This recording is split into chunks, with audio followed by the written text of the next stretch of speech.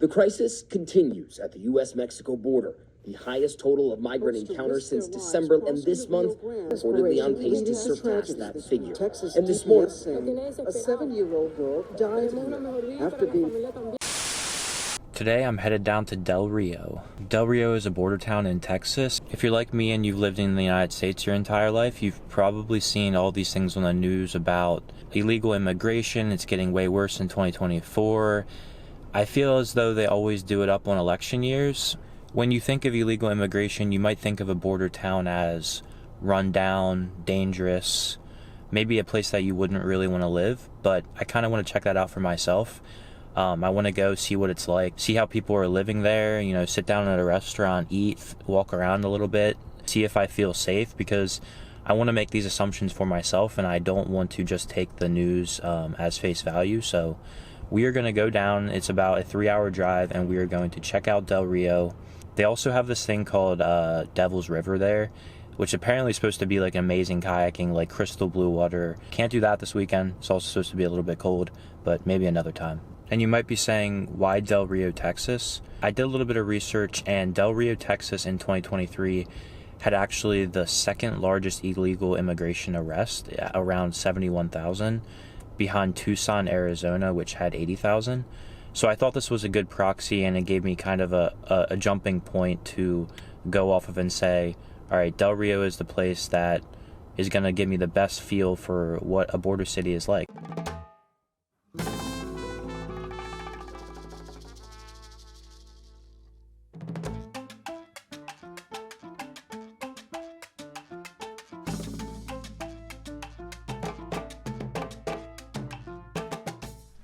From Del Rio, you can get pretty close to the Rio Grande. You just have to find a road that drives directly next to it. So I found a road and I drove down it, and now I'm walking up to the Rio Grande right now.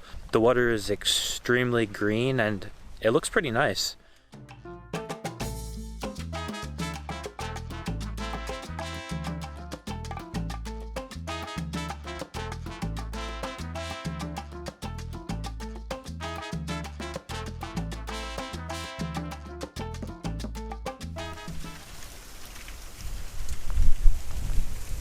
Actually, I believe the border is right between the river, like in the middle.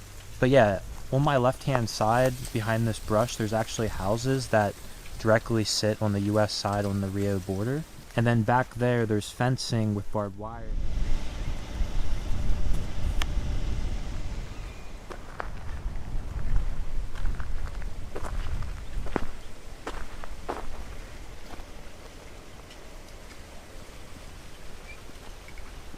Driving along the border road, I noticed a few times on the side of the road there are like makeshift rafts with like handles on them, so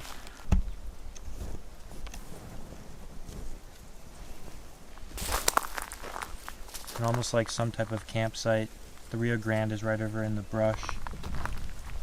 And I also noticed behind this fence is where they're actually building the wall, so I'm going to try to see that as well. The wall is actually back a football field's length or more from the Rio Grande. Wow, I did not think that you could get so close to it, but I'm legitimately next to the wall that the United States government is building on the U.S.-Mexico border, and this thing is massive. All right, to try to give a perspective, I'll stand beneath it, but this thing is probably 20 feet tall.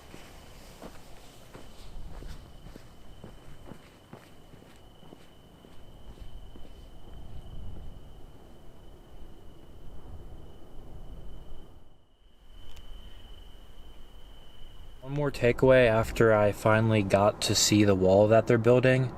This thing is massive, and they are seriously investing in this border, because of manpower and the length of this thing, I don't know. It's going to take a while to finish, but they're already having like a really good head start, and yeah, that's my takeaway, is like they're seriously investing in this thing.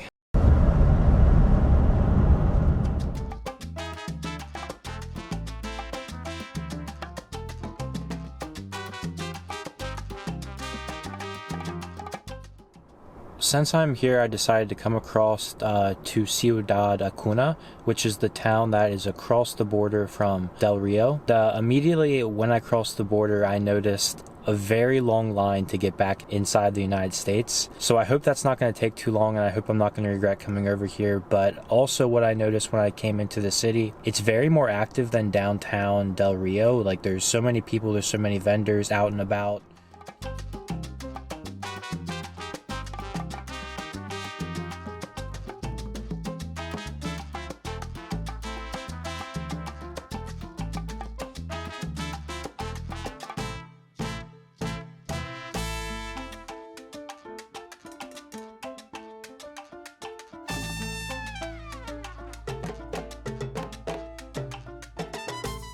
If you're visiting a border town, and granted, I can't speak for all of them because I've only been to this one, but I'll save you the trouble. It is extremely hard to get back into the U.S. once you cross into Mexico and try to come back. It took me like an hour and a half waiting in a line to come back, and once I did, I was stopped because it was very unusual for an American to be coming by himself when I grew up in Pennsylvania. And they can see that because that's where my license is. And my license plate, since the rental car is from Tennessee, it's very abnormal. So I was stopped and like the car was searched.